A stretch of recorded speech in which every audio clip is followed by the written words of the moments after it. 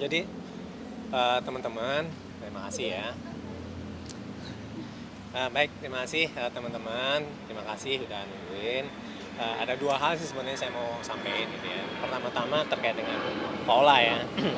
Yang pertama itu pola masih nggak mau berkomentar ya apapun karena sangat menyayangi dengan anak-anaknya. Itu menjadi tujuan utama dari dia pada saat ini gitu kan. Dan kemudian pola itu sangat tersiksa sebenarnya gitu kan. Karena tidak bisa bersama anak-anak karena dia tuh sangat dekat dengan anak-anak. Nah, terutama sama anak bungsunya yang Kenzo yang nggak bisa lepas dari ibu. Kemudian yang ketiga itu Paula tuh sulit bersama anak-anaknya dalam kurun waktu 2 bulan ini gitu ya. Karena harus ke kantor Baim, sementara kantor itu bukan area yang netral gitu, atau bukan rumah lah ya. Dan kemudian yang keempat, berbagai kesepakatan untuk mencari solusi terkait dengan pengasuhan anak itu nggak ketemu ya, belum terang. Baik itu sudah adanya kesepakatan dari sekolah ya, sekolah anak-anak dan juga dari saran hakim itu juga belum bisa dilakukan gitu kan. Sebenarnya tadi juga dibahas tadi. Dan kemudian sebenarnya yang harus dikuatkan bahwa kedua belah pihak itu sebenarnya mempunyai kewajiban sama terkait dengan anak-anak. Dan kewajiban mungkin ya. Ya, gitu ya. Nah, hari ini kan itu satu. Nah, kemudian kedua ini terkait dengan persidangan itu yang mau ditanya kan. Nah, kalau terkait dengan persidangan tadi ada pengantar bukti, ada juga saksi dan ahli. Nah, terkait dengan pengantar bukti, sebagaimana yang kemarin-kemarin saya bilang, gitu ya, ini tetap tentang bukti elektronik. Jadi begini teman-teman ya, terkait dengan bukti elektronik mungkin saya harus jelaskan, gitu ya. Dia ada bukti sah, ada bukti yang tidak sah, yang didapat secara ilegal, bisa jadi begitu ya. Nah, terkait dengan bukti yang tidak sah itu, dalam persidangan, bukti-bukti, kalau misalnya itu adalah bukti dokumen, dia harus ada pembanding. Mana yang aslinya? Nah, maka dimunculin tuh aslinya. Ini asli, ini dokumen, kopi. Jadi kopi dari asli. Gitu kan? Itu kalau misalnya dokumen. Tapi kalau bukti elektronik, dia harus dari mana dia itu diambil. Itu harus clear dulu. Ini ya. Nah, dari situ akan ketahuan sebenarnya yang diberikan itu yang sudah dirubah atau tidak, atau yang sudah rusak atau tidak. Teman-teman lebih tahu. Kalau sekarang nih kan ada editing, gitu kan? Nah, itu artinya itu bukti itu sudah tidak otentik, tidak orisinil lagi. Nah, jadi itu harus diambil dari bukti pertama kali itu muncul. Itu harus diperlihatkan. Nah, dengan begitu nanti akan kelihatan tuh antara database data dengan metadata. Itu akan terlihat nanti. Kalau semisalnya itu tidak terlihat, artinya itu tidak otentik. Pengadilan semestinya itu tidak akan menerima. Karena apa? Karena dia bukan bukti yang bisa dipertimbangkan sebagai bukti yang otentik. Karena bisa saja sudah diduga. Mungkin dan patut diduga bisa dirubah. Gitu. Karena teman-teman lebih tahu tuh. Ya. Itu satu hal terkait dengan bukti. Dan kemudian ya ada juga kalau misalnya bukti itu diambil dari handphone yang lain, itu namanya illegal access. Yang ada ancaman hukumannya di situ.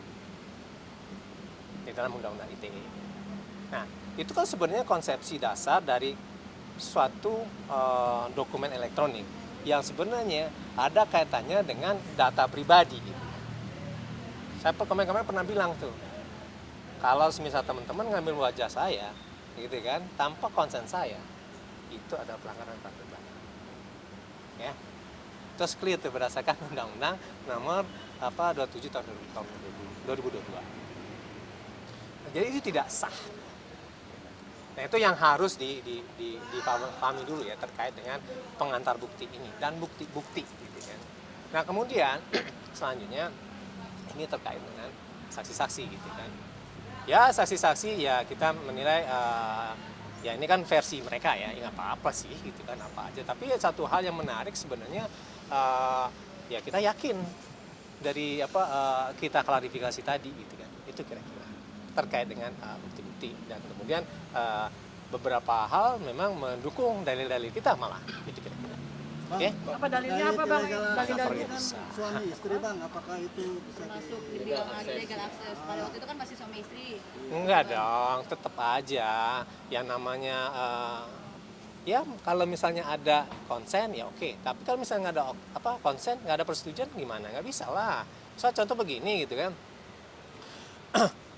PIN ATM itu bisa dibagi? Enggak. Kan gitu kan, itu juga perintah, kan gitu kan, persetujuan. Keuangan bang. Itu satu. Tidak hanya keuangan, semuanya.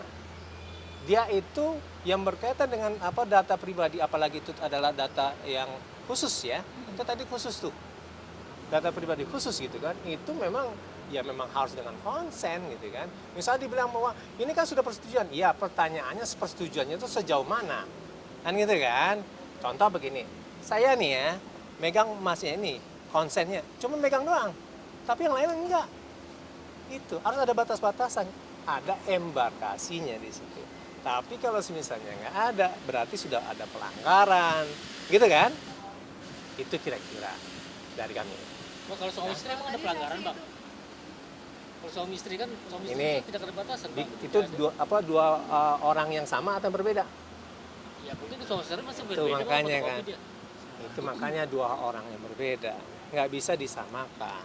Itu makanya PIN pun juga kepada siapapun itu tidak boleh diberikan. Boleh kan istri Tapi kan itu PIN bang, ini kan masalahnya.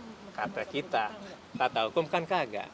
Karena hukum itu ada kaidah, ada melarang, membolehkan, dan mengecualikan. Hukum mengatakan melarang. Oke bang, mengenai saksi tadi kan salah satunya disebutkan. Berarti berat dong bang kalau mengada hukum Bang, berat. kita dulu. Ya sip, gas. Psikolog yang katanya ada dihadirkan dan netral ya. Nah, dari pihak Bayu sendiri merasa bahwa dia merasa lega lah karena ada dari ahli yang bisa menjabarkan kondisi anak-anaknya yang bahwa tahu sebenarnya kondisi anak-anaknya psikologisnya seperti apa. Nah ini gimana bang? Ini berarti membantah statement abang yang awal bahwa tadi anak-anak dekat sama ibunya, anak-anak yang mau pisah seperti apa sih bang? Ya kita ada buktinya juga nanti ya. Tapi memang gitu kan, ini terkait dengan metodologi kan. Nah makanya metodologi itu yang dipertanyakan gitu kan. Nah dari metodologi itu kan nanti berproses ya. Dari proses itu memunculkan output atau hasil dari penelitian itu sendiri gitu kan. Kalau kami menilai bahwa ya itu menguntungkan kami malah. Menguntungkannya gimana bang? Ya itu nantilah. Karena itu sangat sensitif. Bang, Ini kan ada saksi dua. dari pihak Baim semua ya bang ya. Nah ini merasa ada suatu ini nggak sih bang ya permainan atau yang sudah diatur gitu karena kayak tekanan karena ini kan pihaknya dari pihak Baim semua nih orang-orang kantornya, Malah media. enggak. Ini memang jatah dia gitu kan. Dalam artian secara prosedural gitu ya. Ini kan suatu persidangan yang jawab-menjawab. Nah jawab-menjawab itu sekarang ada jatahnya dari pihak penggugat gitu kan, atau pemohonnya itu diberikan ruang sebebas-bebasnya gitu kan. Nanti juga akan diberikan ruang sebebas-bebasnya bagi kami untuk mengkanternya. Itu makanya kemarin kalau misalnya saya puas sudah terbukti macam enggak, ini masih berproses, oke?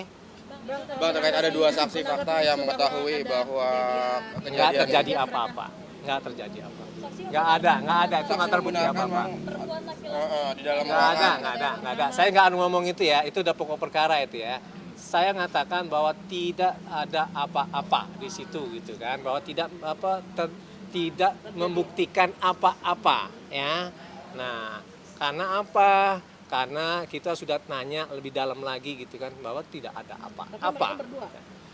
Saya nggak menjawab itu. Saya mengatakan bahwa pada saat ini tidak ada apa-apa gitu ya. Dan kemudian sekarang gini ya, itu materi gitu kan. Nggak boleh itu muncul gitu kan. Saya kan dari tadi kan ngomong tentang prosedural ya. Gitu ya. Oke. Oke bang, dari bapak sendiri nggak hadir kenapa bang? Itu bang, mengenai analisis itu bang. Kenapa? Kalau kan itu pun akhirnya diungkap, benar kenapa tetap melanggar prosedur hukum bang? Ya itu itu kan permasalahan hukum. Nah itu kan delik formil. Ya udah kan, delik formil itu. Delik formil itu adalah ketika larangan itu dilanggar, larangan ya, bukan perbuatannya sudah terjadi belum gitu. Ketika larangan itu terjadi gitu kan, itu sudah terjadi perbuatan pidana. Oke? Cukup? Cukup? Kenapa nggak hadir Pak Ola Bang? Pak Ola kenapa nggak hadir? Malah ke sekolah anak-anak, kenapa Bang kangen atau seperti apa? Oh, sangat kangen. Dia sangat tersisa. Karena dia tidak dapat bertemu dengan anak-anaknya. Nah, itu makanya concernnya dia. Gitu kan? Oleh sebab itu makanya dia sangat menjaga agar anak-anaknya itu tidak mengetahui.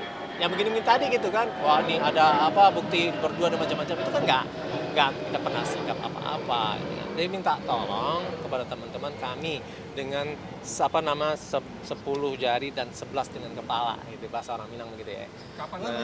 Untuk ya yang begitu-begitu jangan diungkap, gitu kan, karena ini untuk kepentingan dari anak-anak. Pola sangat concern sekali dengan itu dan dia itu sangat tersisa untuk karena tidak bisa bertemu dengan anak-anak. Oke, siap. Nggak bisa karena dilarang Mbak Ima bagaimana itu nggak bisanya kenapa? Ya kemarin saya udah bilang ya, udah itu doang. Ada alasannya Bang. Udah. Alasannya kenapa Bang? Ya udah. Oke. Biar bisa dijelasin terakhir ketemu dan terakhir komunikasi. Alasannya Ya, hari ini nggak ada. udah itu aja dulu ya, karena saya pikir itu udah pengulangan-pengulangan. Agenda Oke. selanjutnya apa? Agenda selanjutnya Oke, agenda besoknya itu adalah masih pemeriksaan saksi. tanggal 18. Dari pihak Masih penggugat. Masih Kalau penggugat. dari pihak Paula udah disiapin belum Bang, siapa aja Bang saksinya Bang? Oke. Dari pihak Paula